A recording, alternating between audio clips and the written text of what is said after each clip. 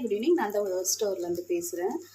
ஊருக்கு கிளம்புறோம். நிறைய ஆர்டர்ஸ் வந்து கொடுத்துருந்தீங்க. ரொம்ப ரொம்ப தேங்க்ஸுங்க. முடிஞ்ச அளவுக்கு எல்லாமே டிஸ்பேட்ச் வந்து பண்ணிட்டேன்.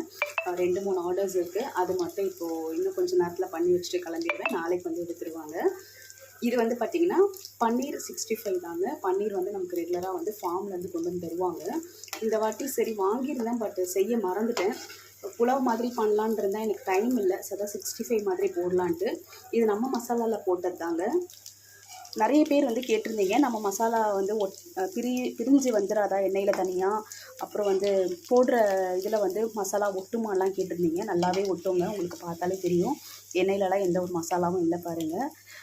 இது வந்து பார்த்திங்கன்னா கொஞ்சம் கடாய் அப்படி தான் இருக்கும். அதெல்லாம் வந்து கண்டுக்காதீங்க. எல்லார் வீட்லேயும் இந்த மாதிரி ஒரு கடாய் வச்சுருப்போம். ரொம்ப நம்மளுடைய பன்னீர் 65 மட்டும் பாருங்கள். மசாலாஸ்லாம் எதுவுமே ஒட்டாமல் ரொம்ப சூப்பராக வருங்க. இது நம்மளுடைய 65 மசாலா. இதில் வந்து நீங்கள் சிக்கன் தான் இல்லைங்க, இந்த மாதிரி பன்னீர், அதுக்கப்புறம் கோபி, எது வேணாலுமே நீங்கள் ஃப்ரை பண்ணிக்கலாம். மஷ்ரூம் எல்லாமே ரொம்ப சூப்பராக ரொம்ப டேஸ்ட்டாக இருக்கும். கண்டிப்பாக ஒரு வாட்டி ட்ரை பண்ணி பாருங்கள். நம்மக்கிட்ட ஃபிஷ் ஃப்ரை மசாலாவும் இருக்குது, இந்த மாதிரி 65 மசாலாவும் இருக்குது.